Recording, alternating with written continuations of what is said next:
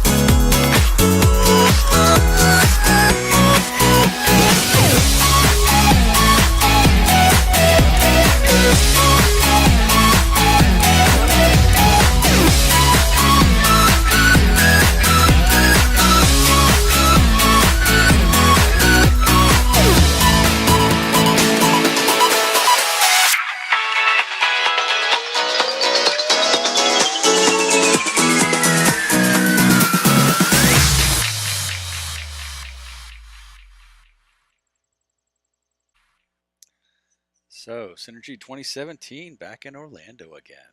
Maybe we'll see you there. So let's begin this. So I had the privilege of being at Citrix Synergy 2015 last year. It was after a many-year hiatus, probably 5 or 6 years since I was there last. And I would kind of call myself, Citrix prodigal, for lack of a better term. I had been involved with Citrix, at the very beginning. I remember when my boss came back from a trip from Fort Lauderdale, all excited about this Citrix stuff.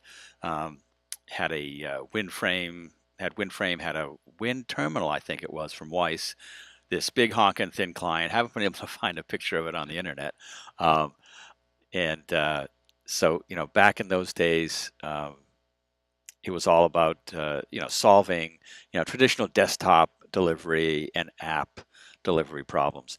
And back at Synergy 2015, it brought me back to that same kind of energy of, we're solving user problems. And a lot of what Templeton talked about and the mantra at the show was it's all about the user experience, or as it turned out to be, Templeton's last theme. So it was great to see Templeton again on stage.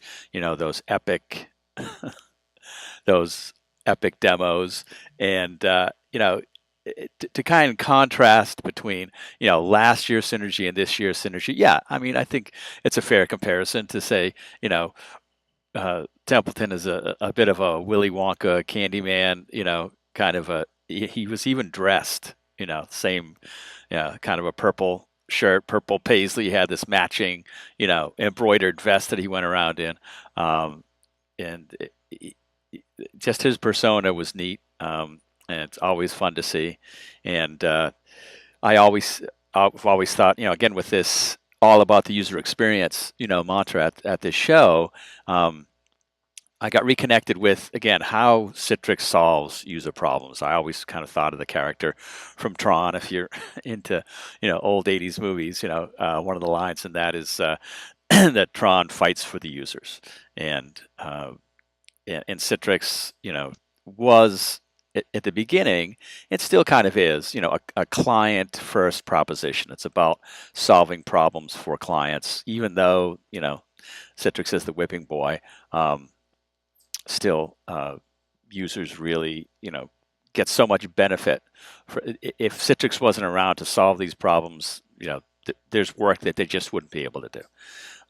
It's a natural outgrowth of solving desktop application problems, like I was saying. But that was then, and now things are a little bit different. There's a lot that's changed in the IT world. Everyone is a geek. Everyone has, one of these computers in their pockets. They don't need as much coddling. they, users know what they want. They've got a mobile device, the BYOD. They've got more control of their compute environment. They can compose their own compute environment. They're used to that. Going to app stores, the consumerization, IT, yada yada yada, all this stuff that has just changed the landscape since Templeton got into the game. And again, trying to contrast the change that is going on at Citrix. If anyone's seen that Lego movie, Everything is Awesome, I do kind of like that song. It was on my playlist for a while, and I'm more that kind of guy that any piece of technology is cool. And Citrix, if you know the history of the acquisitions of Citrix, there was, and if you see Templeton's persona on stage doing demo, there's never a piece of technology that Mark doesn't like, which is great. I'm more that kind of way, more of an optimist. The downside to that is, real engineering. The reason why we've got this technology in the enterprise is to solve actual problems. And the engineers who get down in the trenches and see how things work and don't work, some of us have felt a little sidelined by that, by their focus on the user. Some of the changing product names, of course, that may not go away, but the directions that Citrix has gone in because of these acquisitions, or lack thereof, opportunities lost, like app volumes. They were in the app disk space, the app layering for a while, didn't really make a strong presence there. Others have stepped in, and now they're trying to get into the game a little bit too late. So again, great to see Templeton. A lot of upside, a little bit of downside, and so now we've got a change in the guard. So whereas before it was all about the user experience, in 2016, it's all about the base. It's all about, we've got a little bit more back to the core, back to what really matters. At least that's the kind of sense I got of it. And this new CEO, Kirill, he kind of brings that home. Yeah. Probably not an unfair comparison. I think both Kirill and Mr. Putin, they both know how to be on the winning side of a deal. I think they're both tough negotiators, and they know what they want. And there's a little bit of no nonsense attitude, maybe more so with Putin. Okay, to be fair, they do have a common ancestry, from Russia with Love. Again, another cheesy movie reference. Maybe not so much. I was sitting near the front row of Synergy, and I got to see Kirill up close, and got to see the way that he commanded the crowd. And I did, again, contrasting with Templeton, I did get to see. It felt like he really had the crowd at attention. He was giving the marching orders, and we were the troops. Very much like that. I've got an anecdote from one of my CTP friends that I work with, and that they had a one-on-one meeting with the CTPs and Kirill, and someone mentioned, offhandedly, that Citrix has always been like a family. And Kirill stopped them in their tracks and said, look, your family is what you go home to at night. We're a business, and we're here to make money. So, which goes to my next, point, which, if you did a little, Googling, little Wikipedia on Kirill, and he's fresh off a gig with Microsoft, 8 years at Microsoft, where he managed Microsoft Dynamics and doubled the revenue. So I'm guessing they're if that's the kind of guy they're choosing, they're looking at the bottom line a little bit more heavily than maybe they were before. And also, like, a friend of mine made the good point that he's fresh from Microsoft, and actually that's one of the pieces of inside information we got from some closed door meetings with Kirill, was that it was a big deal that he was coming from Microsoft to strengthen this new Microsoft partnership. And again, a lot of the announcements, a lot of the momentum here at the show were on these strong partnerships. Microsoft, Nutanix, Intel. There's some others, but Not so much on acquisitions and brand new technology, some of that, but a lot of that new technology was in partnership with other vendors. Uh,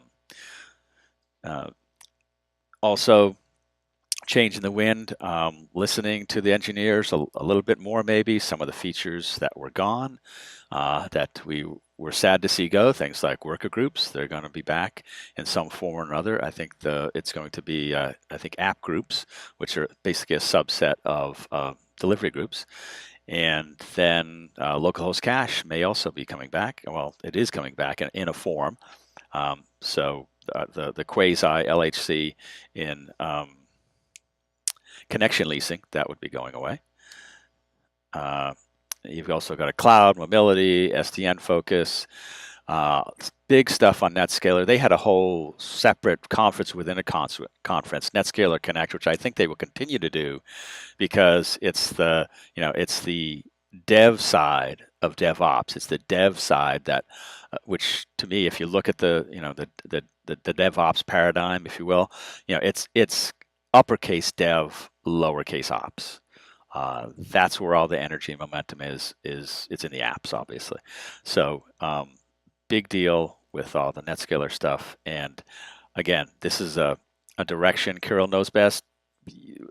Time will tell. I think possibly, yeah, because us ops guys, we don't quite see the dev side of the equation. But someone like Kirill, he's not wed to ops or dev. He's wed to the bottom line. So if the money and the momentum is with dev, is with the apps, and if that's all cloud infrastructure and traditional ops is kind of in sunset, doesn't really matter to him. Does matter to us though, at least where we focus our skill sets. So Synergy announcements. We got a lot of them. Huge slide here. A ton of XenApp announcements, the Intel stuff, federated authentication, MCS, HDX, the Pi. So most of the stuff I'm going to go through is with XenApp, Xen Desktop, and Netscaler. Xenserver, of interest to Xenserver guys, if you're out there. Not a lot of interest when it came up in the show. Not a lot of energy there, but Xen Mobile, also a developing market, let's say, not the same foothold as XenApp, Xen Desktop, Netscaler, the same with ShareFile. So to me, the core of Citrix at the moment, anyways, and probably for a good long time, will be the XenApp, Xen Desktop, and Netscaler, and that's what we'll focus on. All right, so let's get started. So for XenApp 7.9, we've got MCS storage optimization. It is pretty awesome. This is basically PVS's cache and RAM with overflow to disk for MCS. There's a great post on it here in this. I've left a link here in the presentation, and there'll be links at the end of this to download the whole presentation if you want. And at that post, you can see some screenshots of what you're actually going to see in the product, and how to actually enable this, cache, and basically you're modifying your hypervisor connection in MCS, adding this storage, the temporary storage. So you're specifying temporary storage. And once you've specified the temporary storage, you divide it up into either, memory cache or disk cache. So you want to enable both memory and disk, just like with PVS. You don't want to do just RAM cache or disk cache because you get the big bad BSOD. And it's the same with MCS storage optimization. There is a caveat that you have to create a random pooled desktop. You can't use this with app disks.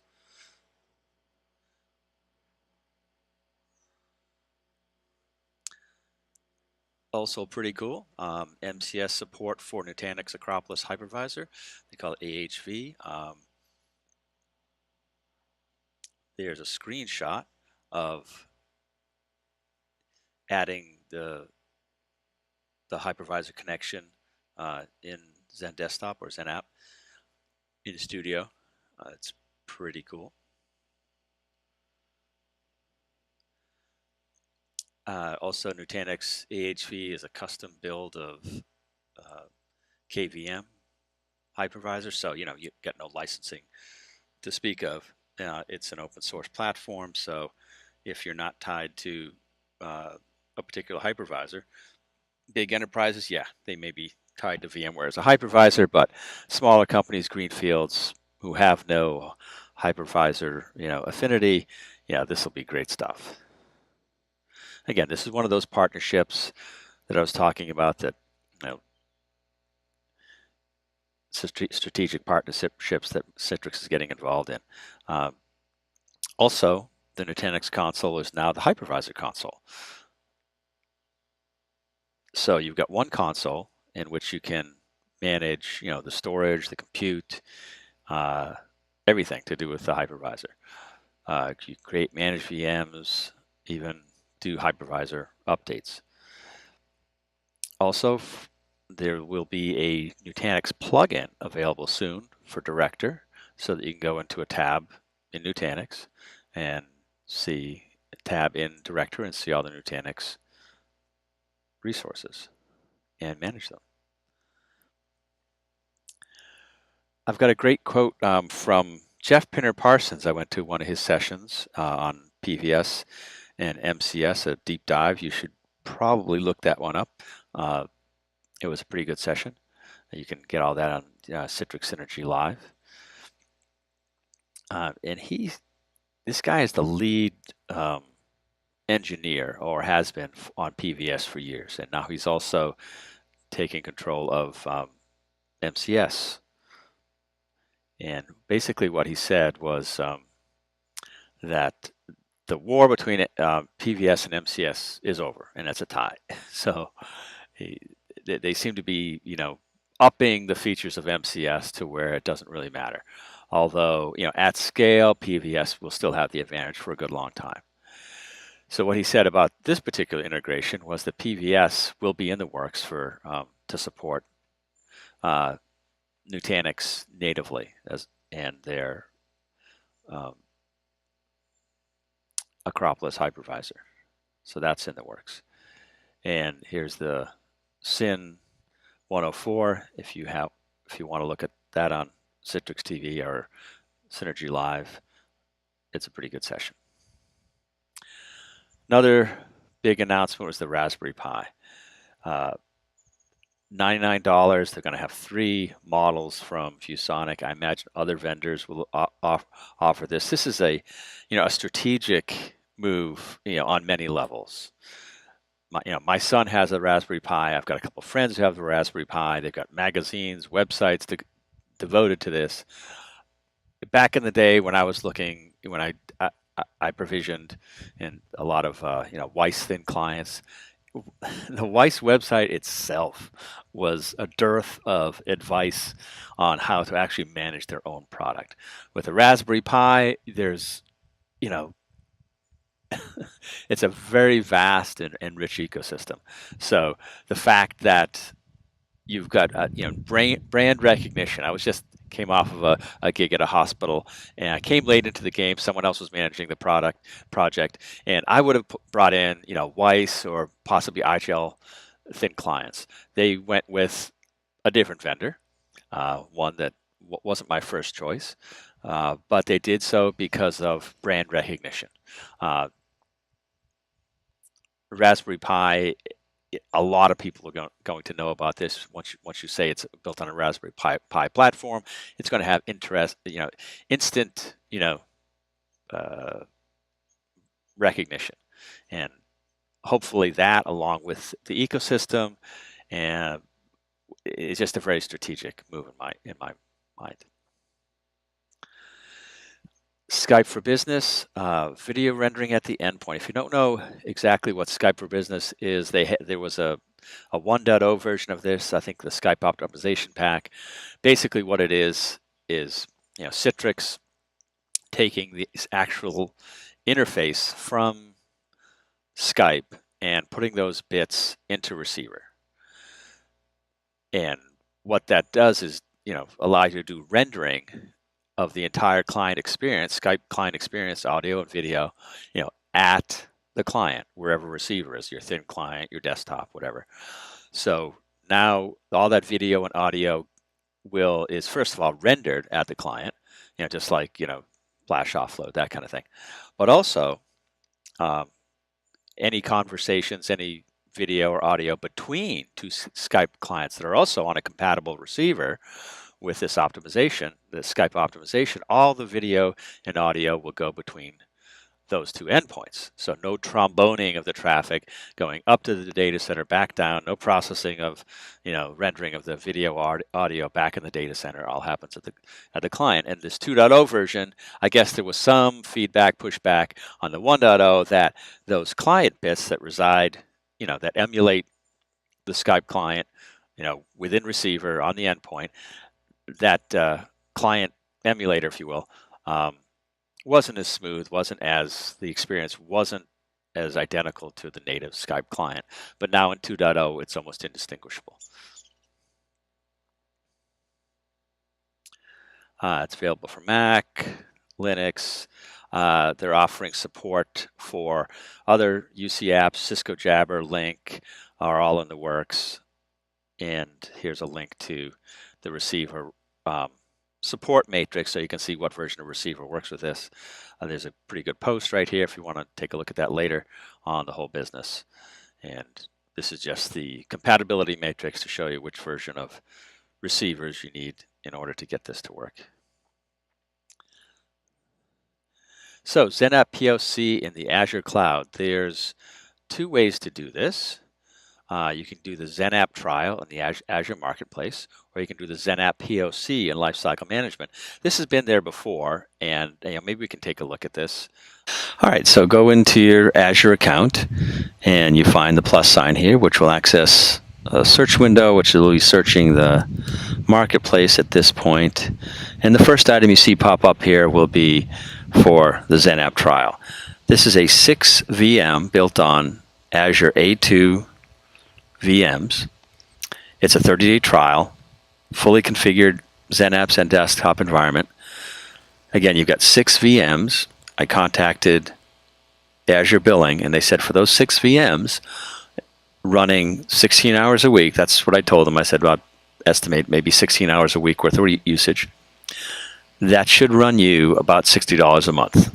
Not too bad. I've got a old boat anchor of a server in the basement that runs me, about $50 a month in electricity just to run that puppy.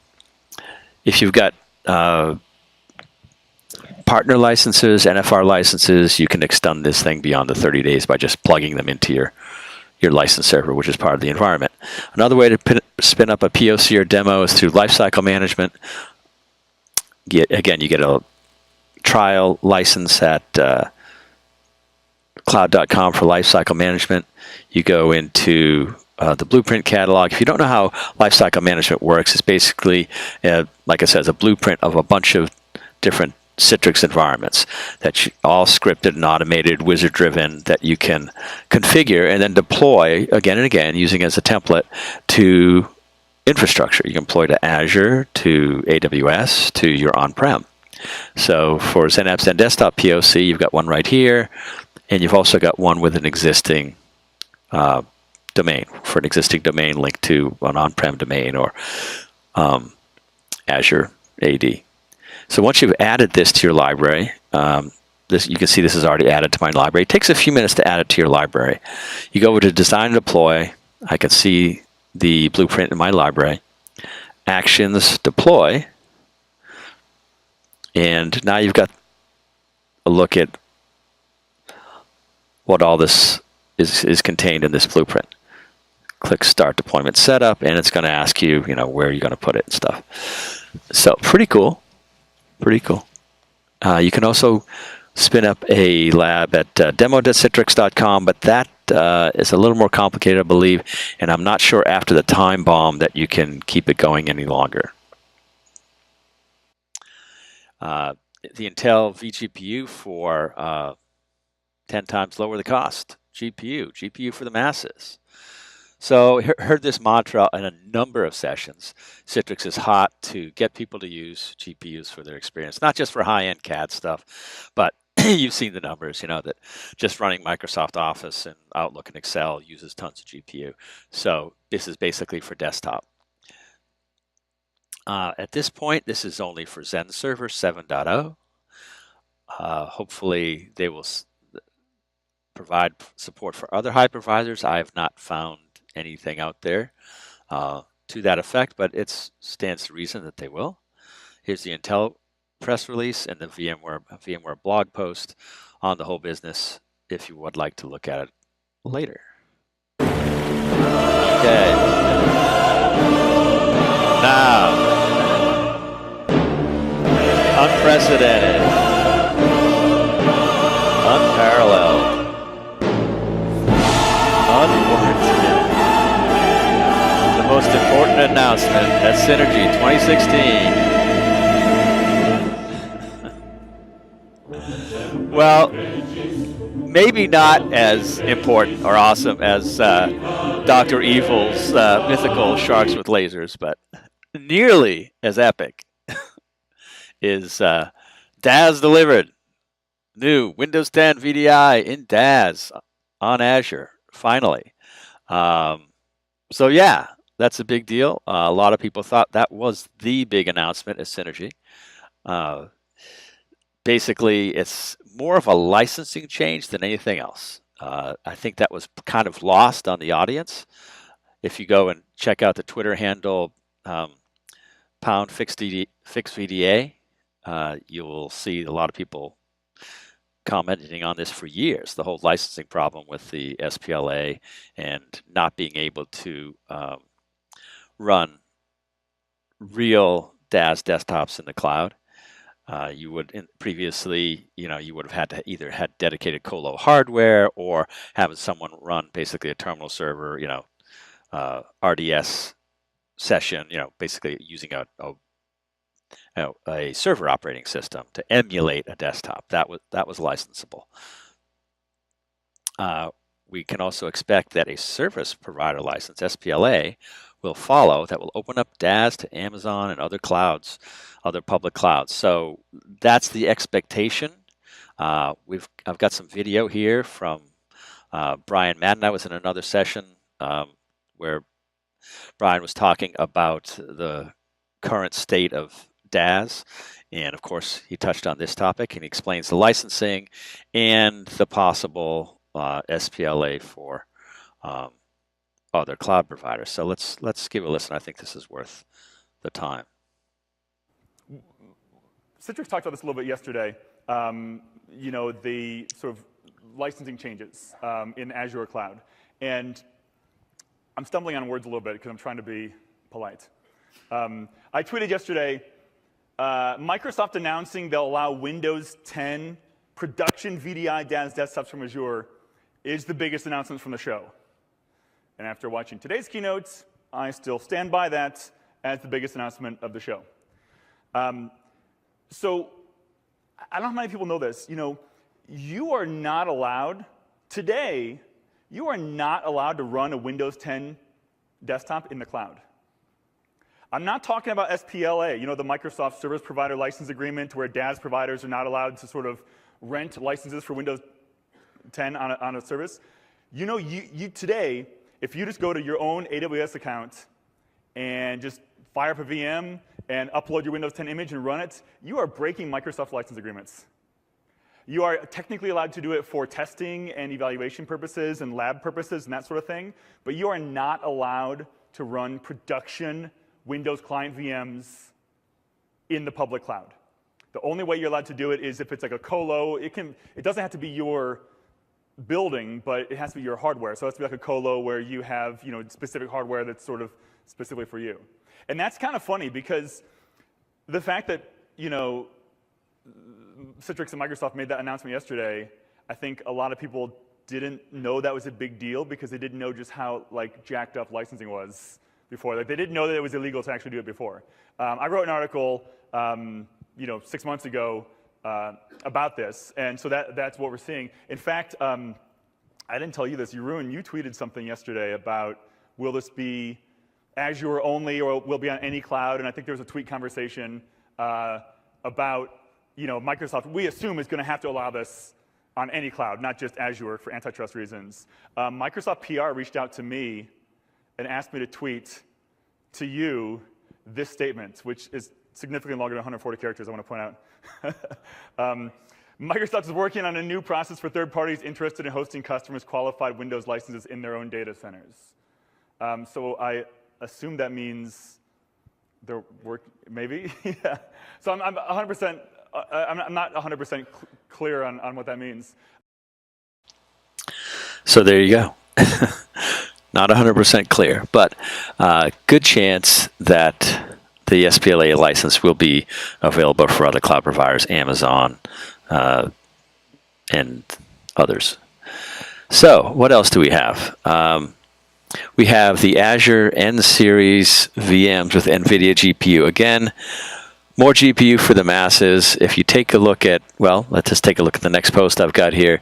Gabe Knuth at brianmadden.com has a good article here explaining the new DAS licensing and how we've got from where we were to where we are.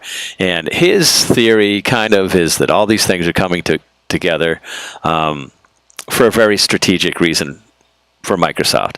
And he expects that Microsoft pretty soon will be announcing an SPLA for Windows for the enterprise, for other cloud providers. And oh, by the way, Microsoft also offers DAS desktops now. So, and you've got this Azure N-Series VMs with the GPU. So just at the time when Microsoft has opened up the market for other cloud providers to do DAS, to license DAS, oh, gee, by the way, Microsoft has the best DAS offering out there because we've got these N-Series VMs with GPUs, and we've also got Citrix as our strategic partner who offers the best VDI experience in the market. So yeah, they're opening it up to other vendors, other cloud vendors, but not until they're in the best strategic place possible for themselves. So on to Netscaler. Netscaler SD-WAN, pretty cool stuff. Formerly CloudBridge, this is all the always-on stuff. It's not just a rename, and not being a core Netscaler guy, I can't really go into the details, but it's not just a rename and a rebrand of CloudBridge. It's got some new secret sauce to it. But basically, it's the always-on stuff that is pitched as better than Citrix's IWAN. Cisco's IWAN stuff, and allows you to have multiple circuits coming into your premises, and one circuit fails, seamlessly switches over to another, and they've had a pretty good, entertaining demo in one of the keynotes. So you can fast forward this if you like, but it's a pretty effective demo that shows both the Netscaler SD-WAN, always on, and Skype for Business. So I have on stage with me Shoaib. Shoaib, what do we have over here? We have the entire Citrix story right here. We have a XenApp session running on our Mac, and we have a Skype call to our buddy Scott. And this call is being securely delivered across our Netscaler SD-WAN technology. Hey, Scott, you're looking great. Since we're in Vegas, I was actually expecting you to come in a little hungover this morning. Well, not a problem, Shoaib. I have a secret. With this stuff right here, I'm always on. Man, have you read the fine print to that stuff? Well, absolutely I have. Here, would you like to take a look at it too? Take before, while, or day after drinking. Man, the text is actually coming in really crisp. The video quality is amazing. Yeah, I'm sure it's the HDX real-time optimization pack for Skype for Business. It takes the workload of media rendering off the server, puts it on my endpoint device. Yeah, HDX real-time optimization, Skype for Business, SD-WAN. We're really showcasing cutting-edge technology here. Cutting edge technology. Well, I have some cutting edge technology of my own over here. What do we have on here? Some cables. Can I cut some of them? Sure. These are our WAN links. Take your pick. Let's cut the red one. Okay. The red cable is running to our primary MPLS link. Guys, this is not a good idea. Okay, we just cut the MPLS. What happened? Uh-oh. Scott? Are you still there? Scott? Scott? Just kidding. I'm still here. You got me with that.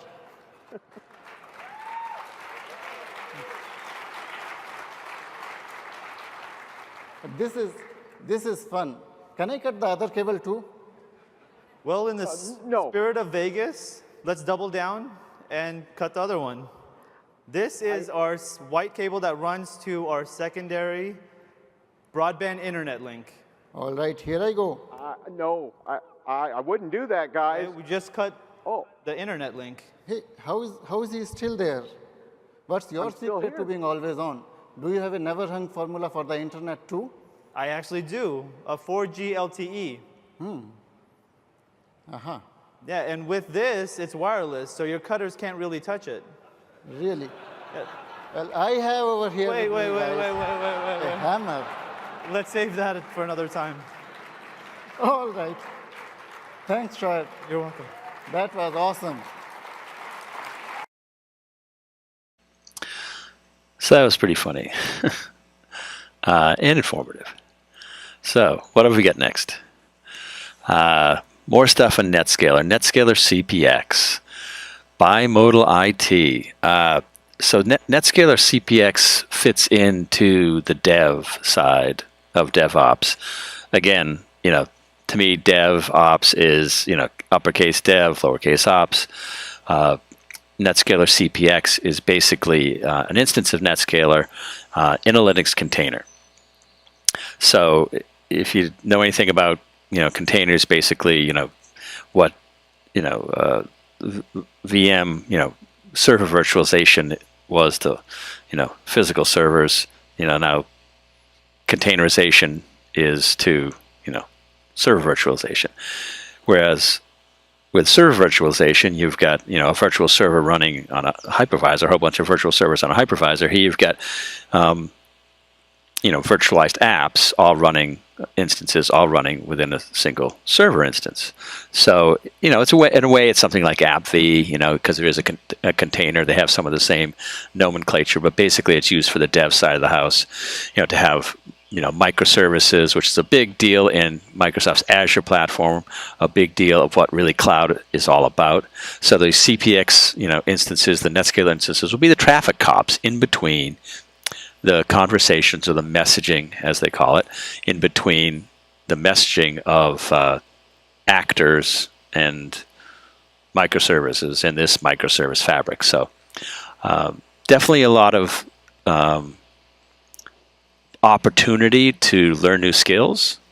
I tweeted this out, misspelled CDX instead of CPX, but when this announcement was made, about CPX in one of the keynotes, it received kind of tepid applause because, me being an ops guy, and most of the house, as I said in my tweet, that it's because there aren't a lot of dev hats in the house, a lot of ops guys, operations, so not a lot of understanding on our side of the house of how big of a deal this is. And a quote from one of the customers in this keynote was, "To fail to change and reinvent ourselves, that is the biggest risk to IT." And this whole, bimodal IT, dev versus ops, traditional IT versus new apps, which again you'll see in this video coming up, it really highlights, kind kind of a bifurcation, a point where we can either change or be left behind. So let's hear what they had to say about Netscaler CPX. Now, we're in 2016, and there's a new dilemma. It's between traditional IT on one side and new apps on the other one. Gartner Group refers to this as bimodal IT. So you have mode 1 being traditional IT and mode 2 being new apps.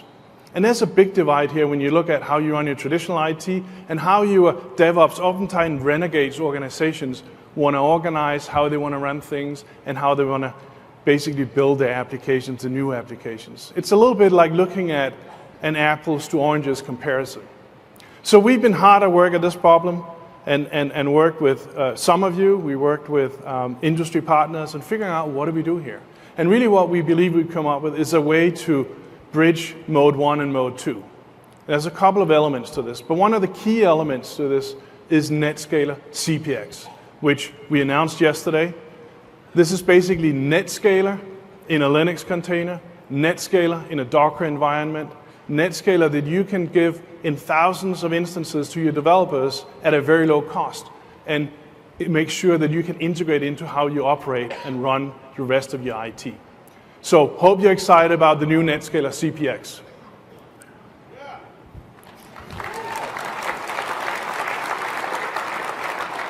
So if we look at kind of the new apps paradigm, DevOps movement, SDN, tell us a little bit about what you guys are thinking when it comes to that. Yeah, you know, we, DevOps, we've embarked on that journey about a little over 2 years ago right now, and the agile development movement. If you think about, you know, DevOps, if you think about cloud, if you think about containerization, if you think about open source, all of these things are changing what we have known in traditional IT. Things are turning upside down. So we have to start reevaluating how we design and architect our applications and how we deploy these applications. So at Humana, what we are thinking about this is how do you do that when you're trying to define software-defined networks, when you start to use public and private clouds, and start to use containers. So we are trying to bridge those two modes by creating automation orchestration within our data center. We envision a time when one of our programmers programmatically is able to actually subscribe for 2 or 3 or 4 web servers, put them behind a Netscaler, right? And be able to integrate that into Microsoft Release Manager, get the code, deploy it, initiate a battery of user acceptance testing. If it passes, re-inject that web server back into Netscaler and do the same thing over and over. Now, hearing you talk about Netscaler CPX, it opens a whole new dimension to me. Start thinking, if I'm going to think about containers, if I'm thinking about off-prem, I would like to have that same control and capability I have with Netscaler, with off-prem and with container applications. That's fantastic to hear. So first of all, thanks for the partnership throughout all the years, and thanks for joining me here on stage. Thank you so much. Thank you.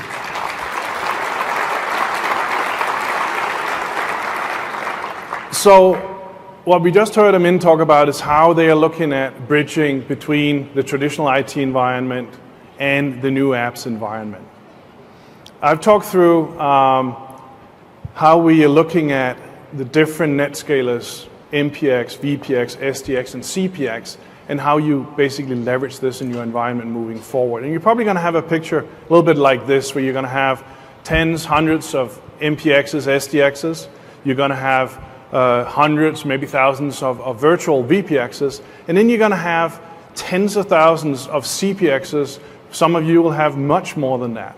And with that, you get a whole new management challenge on your hand. And it's a little bit like when we look at it and say the transition from pet to cattle. Well, pet, you have, you might have 1 dog, you might have 2 dogs. They have names. This one is Fido, Toby. And if they get sick, you nurture them back to health. You might take them to the doctor. Now, in a cattle farm, It's a little different. And if the animals get sick, and here I got to remember I have a bunch of Indian friends, so I always got to talk very nice about cows. So you basically spin up new instances. So that's what's going to happen. So you design for failure. And you simply just, it's readily available, you just make it available. So what you really need here moving forward is something totally different. And that's why we've given you Netscaler MAS. Netscaler MAS, or MAS in Spanish, means more. It means more Netscalers you're going to manage. It means more integration you're going to do to automation engines, orchestration engines, whether that's OpenStack, Cisco ACI, NSX, etc. And it's also a whole new system for analytics. So when you look at all the data going through Netscaler, how can you optimize and analyze that? Think about what you're going to do with IoT, etc. We're going to talk a lot more about that in a little bit in the next section here. All right. So on that note, let's talk about Netscaler MAS. It is end-to-end network application management, visibility, and automation. So the piece that I was interested in was the analytics. And that's more what's going to be talked about in the next video. The automation piece and the application management, I didn't quite get. You'll have to look into that on your own. But the analytics, that made a whole lot of sense to me. So think of it like Splunk for Netscaler. If you've ever looked at Splunk, it's predictive. It's big data. There's a whole lot of data coming out of these Netscalers, and they mean to capture it all. And how can they do that? Yeah, Hadoop. Now, I don't know why they didn't pitch this at Synergy, but the back end to this thing is Hadoop, an Hadoop cluster. I went to the booth at Synergy. They got like 20 different booths, all Citrix products. So I went to the Netscaler MAS booth, talked to one of the engineers who actually works on the product. I said, look, I've used some monitoring solutions, some analytics in big environments with, like 30,000 VDI desktops, and almost every vendor we bring in there that tries to deal with that kind of scale gags. So what are you going to do about that? So a grin went across his face, and he went to the console, went to the Netscaler MAS console, typed in /Hadoop, and sure enough, you're at the Hadoop console within Netscaler MAS. There's a Hadoop cluster as the back end for this thing. So that's a beautiful thing. The fact that they built it like this from the get-go means they understand that means that they have big plans for MAS, and that it's going to be a core, like I said, it's all about the base. This is one of those core pieces of technology that is going to be a big deal and will be around for a long time. So here's the link if you want to take a deeper dive, or just Google Netscaler MAS. There is a demo here that we're going to take a look at. And there's a Synergy session, Syn 240. You can look at on Synergy Live. So let's take a look at the demo on this. Netscaler MAS. You ain't seen nothing yet. Now I'll talk about the Netscaler MAS analytics system. Several years ago, it's been several years, but it's stuck in my mind. I was talking to a customer, and he told me, I don't have a big data problem. And I looked at him, and he says, I just throw all the data away. Now, in today's day and age, you can't throw any data away. And I am here to tell you that if you have a Netscaler, you have a big data problem. Netscaler sits at a unique point in the network. From this point in the network, we have complete and unencrypted visibility into your users' interactions with your applications over the network. Users, applications, and network all in one place.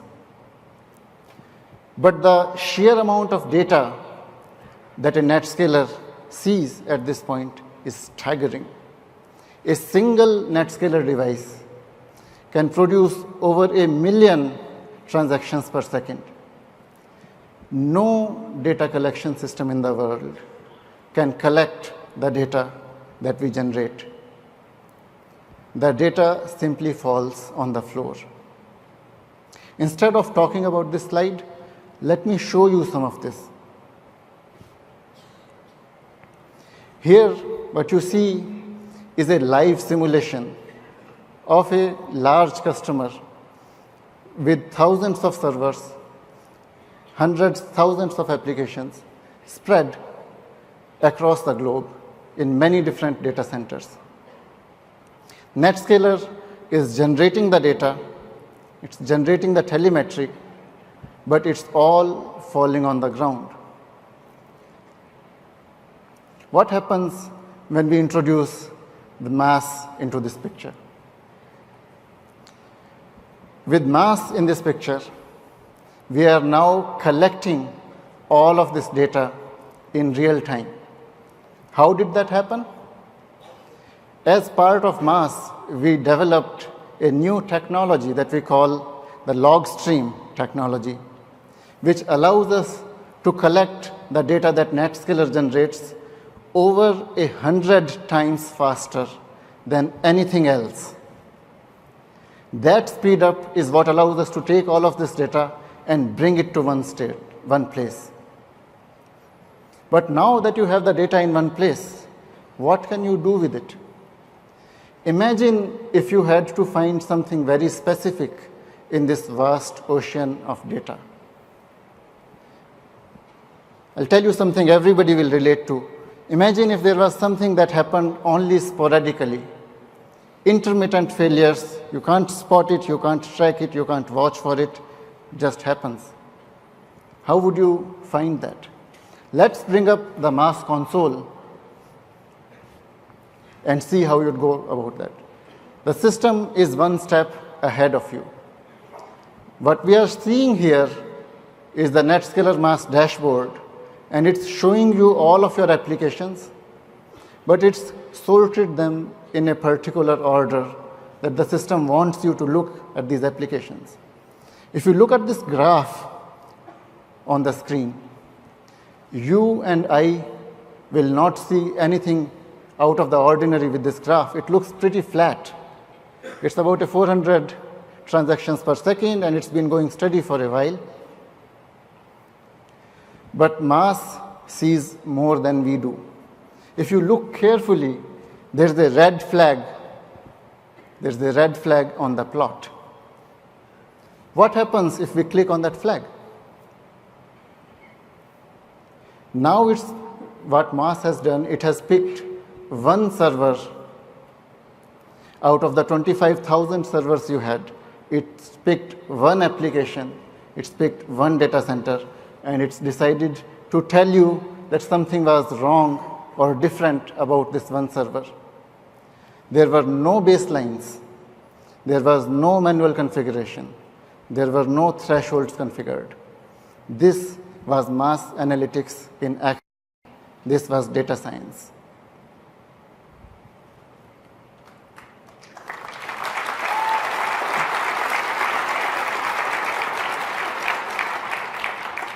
So with MAS, we separate the signal from the noise. That's advanced analytics with MAS. Now in closing, make your 5-year bet. Adopt technology on your terms. With software first, be fluid. With one-to-any, be fearless.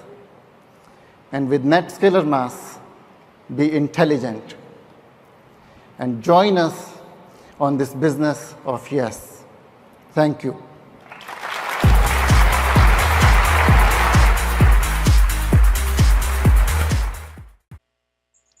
So there you go, Netscaler MAS, an awesome analytics platform for Netscaler. So my next slide. tips and tricks. So we're out of the Citrix announcements for Synergy, and we're on to some bonus material. So some tips and tricks. I already talked about a few ways to start a Citrix Lab. There's 4 that I have discerned myself. One is at the Azure Marketplace. The other is lifecycle management to Azure or some other cloud provider. Demo.citrix.com and Tinker Try. Now, you haven't heard of these guys. I've seen these guys present. Actually, it's just one fella, and they have this awesome home lab. Again, at tinkertry.com, put up by Supermicro. It's a half-height tower with the storage is it's flash storage, but it's the NVMe flash storage. So you get a 0.5 terabyte, unbelievable speed, tons and tons of VMs on this puppy. It comes built with either Azure or vSphere on it. I'm sorry. It comes with either Hyper-V or vSphere on it. Add your own licensing, obviously, and you can set up dual boot, Azure, vSphere, nested virtualization. You can do a whole lot of stuff with this guy for about $2K. Not too bad.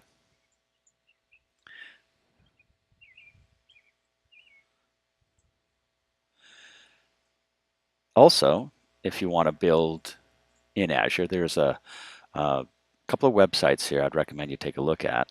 buildyourbiz.org and BizSpark. Buildyourbiz.org, these are all kind of community, actually more Microsoft supported websites. This Build Your Biz kind of walks you through the whole thing if you want to do a startup. A lot of us IT guys, we do some consulting on the side. And so you may already have your own, S Corp, LLC, sole proprietorship under that guise. Or if you develop stuff on the side, you can get a startup piece of the pie from Microsoft. We'll go to in BizSpark. Here you go. Get started with BizSpark. And here we go. Join BizSpark. And basically what you get with BizSpark is 3 years of access to Azure and MSDN.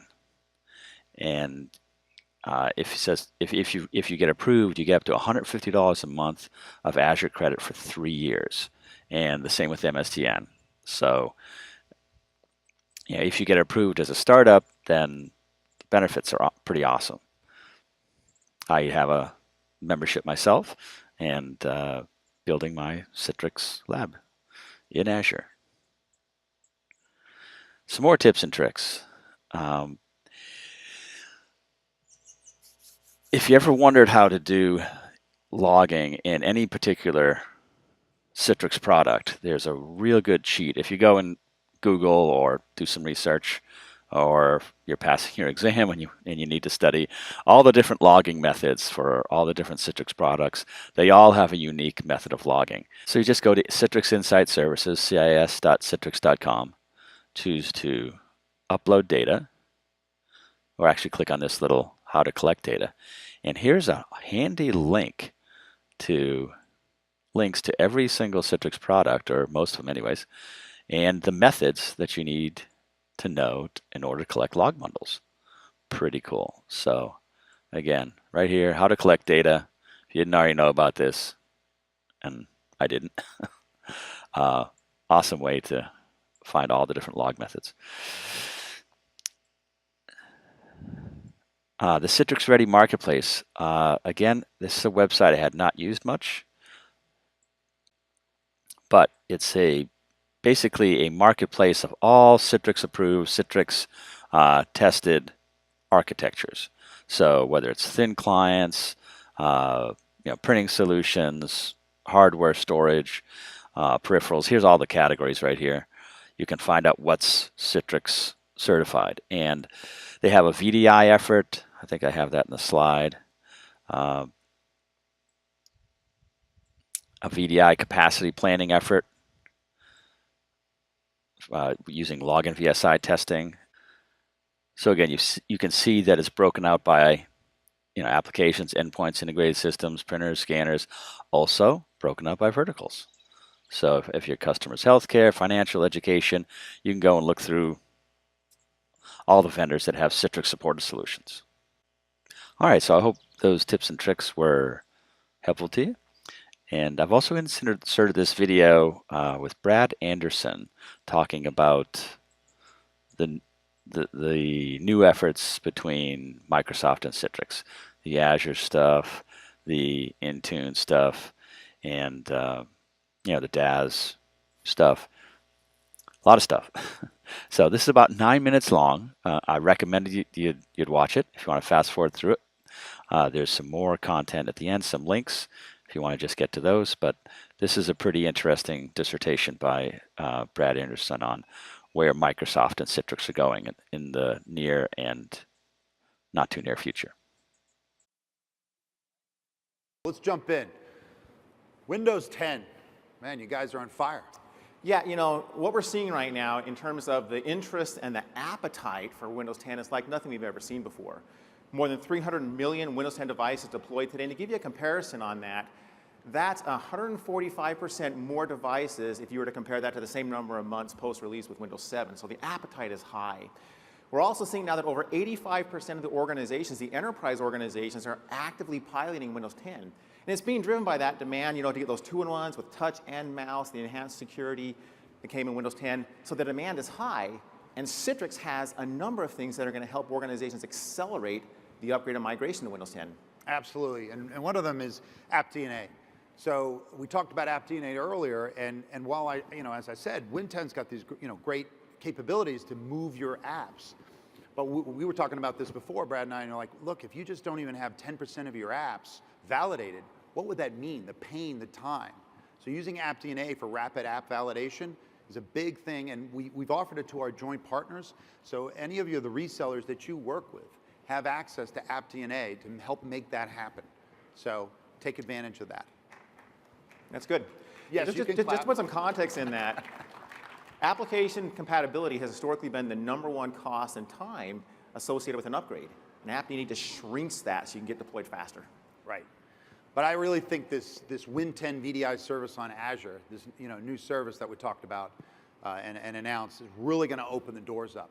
And people are dying to take advantage of the Azure power and deliver VDI. Yeah, and this is an industry first. This is the first time we've announced the ability for a Windows client to be hosted in a public shared cloud, and we made that announcement here at the Citrix event today. So it's a big, big deal, I think, for the industry. And finally, tell them about, yeah, there we go. Awesome. Yeah, I'll take this last one here. And finally, I love the integration that's happened where Xen apps can now be published through Config Manager. So Config Manager manages more than 70% of the world's Windows devices. It's the tool that everybody is using to upgrade to Windows 10. And now Xen app just fits inside of that, and I can publish all apps of all types now through that Config Manager console. It's fantastic. One console, and now they see everything. Mm-hmm. Awesome. It's great work. Great work. All right, so let's move to Office 365. If you take a look at Office 365, it has become the most commonly used service, cloud service, in the enterprise. There's been more than 400 million downloads of these beautiful native apps on iOS and on Android. It's used by more than 80% of the Fortune 500. And there are more than 70 million monthly active users of the Office 365 services for the enterprise. Yesterday, as I got a chance to meet with customers, every single one walked me through their plans to upgrade to Office 365. So let's talk about some of the things that Citrix does here, and then we'll talk about some of the ways that we've actually engineered Office 365 for the Citrix environment. I mean, so these are beautiful apps being delivered, but sometimes they need plugins and macros, and that's where we come together and help the customer get those macros and plugins delivered as well. But I also want to talk about enabling virtual app and desktop users for Skype for Business. Later, we're going to have a friend of ours from UBS come up and talk about how he's delivered it. But talk about the architecture, the work we did architecturally to make this happen. So about 18 months ago, the Skype for Business team was out doing their, their standard research, and they heard loud and clear, we need Skype for Business to run in an optimal way in the Citrix environment. So the Skype for Business team actually has engineered Skype for Business to be optimized in Citrix environments. So we've integrated with HDX, and it's the only protocol that we've integrated with. Then we actually took the Skype for Business app and split it in two. So a portion of it runs in the data center, and a portion of it runs on the client when you're in a Citrix environment. This is the only VDI solution that Skype for Business has been optimized for. So if you want to ask the question, if I'm going to be doing centralized desktops or centralized apps, what's the best way to do it? Citrix. Great. We'll get validation of that from UBS later. So now Azure. We made an announcement, preferred and strategic partner, Citrix said about Azure. Talk to us about the numbers. Talk about the growth. Yeah, it's astounding. I get a chance to sit in these weekly service reviews, and just to take a look at the number of servers, the amount of storage being deployed every week, it's mind-boggling. There are more than 100 data centers in 30 regions. We have 120,000, more than 120,000 new subscriptions every single month. It's used by more than 55% of the Fortune 500. And an interesting data point on this, more than 25% of the VMs now are Linux. And so we've built this global enterprise hyperscale cloud that allows us to worry about managing all the infrastructure, managing all that complexity, and then partners like you and customers can just take advantage of it. No upfront cost, no CapEx, pay as you go, and the move to the cloud is just accelerating. Awesome. And here at Citrix, the Citrix Cloud, it's going to be built on Azure, 1. 2, Azure first for all new cloud solutions. So we talked earlier about secure browser. That's an Azure cloud built solution. And finally, our commitment is we're going to be there ready day 0, Windows Server 2016, which ships a little later this year. We're going to be ready because we know as you move into the new platform, you want to make sure everything can be validated. So we're there, we're ready to go. Awesome, thank you very much. So let's talk about some numbers. Yes, let's talk about mobility. And so we talked about how we're going to accelerate the move to a couple places. But every one of you have told us, Microsoft Citrix, integrate your enterprise mobility capabilities more so we get more combined value. So let's just set a little bit of market context here. The Enterprise Mobility Suite from Microsoft has now become the largest enterprise mobility management solution by customer in the world. Just kind of give you a view of this, if you take a look at, this is 2 quarters ago, the growth of the Enterprise Mobility Suite compared to AirWatch. If you take a look at what happened in the last 90 days, in the last quarter, EMS outgrew AirWatch by more than 450% in a 90-day period. And so what we've been working on here now is how do we make sure that there's integrated value for all the Citrix assets in the Enterprise Mobility Suite? And then how do we make sure that if you're a Zen Mobile customer, the Enterprise Mobility Suite adds value to you? So there's 4 things I want to touch on real quickly that we're doing. First of all of the Citrix apps are going to be natively instrumented and enlightened to understand the EMS MAM. What that will allow is all the Citrix apps, Receiver, Works, the new forms that we saw yesterday, ShareFile's already done this work, can now participate in the same MAM container as the Office mobile apps, as all the SAP Fiori apps, there are hundreds of those, Adobe Box and others. You take that app ecosystem and the fact that we also manage all apps that are app config enabled, this is now the largest managed app ecosystem in the industry. And that all applies now in a Zen mobile world. Okay? Awesome. So all of that will be applicable to anybody using Zen mobile. That's number 1. As an extension to number 1 as well, the Zen mobile capabilities are also going to take advantage of our identity. So things like multi-factor authentication, things like self-service password reset, which is still 20% plus of all the help desk calls, is all going to be integrated into Zen mobile as well. That's number 1. Number 2, Netscaler is going to be EMS enabled. And what that means is as EMS managed apps and devices come through Netscaler at their perimeter, Netscaler is going to interact with the EMS services and will be able to enforce conditional access based upon the policies that have been set by EMS. So literally, every EMS customer could also be a Netscaler customer. Right on. Number 3, we're going to take some of the Netscaler capabilities and we're going to integrate that into the EMS MAM SDK.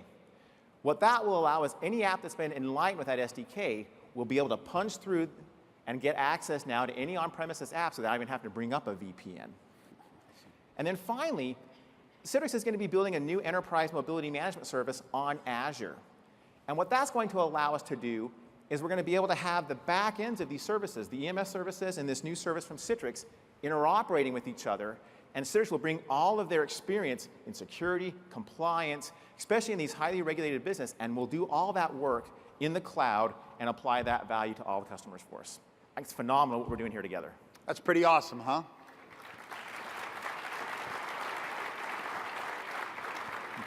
All right, well, I want to thank you. I want to make sure everyone's clear. We've got these 4 big areas that we're focused on. The relationship's been awesome. We worked on it for a while. It's great to see it came to fruition. Thanks, Bill. Thanks, Brad. Thanks, everybody. Take care. All right, so I hope you thought that was useful.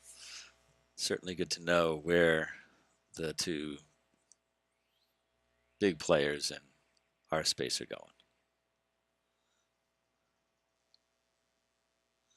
So, all I have left is a few links to relevant Citrix and Synergy stuff. Synergy TV, all the sessions are out there. Definitely worth a look. I will be looking at some of them myself. All the slide decks, they're all out there as well. Synergy announcements, here's a good post on Synergy announcements. The best reviewed Synergy sessions. I looked through these and I didn't go to a single one. Most of them focus on stuff that full-time Citrix admin would be interested in. Yeah, Zen apps and how to manage Zen apps and desktop.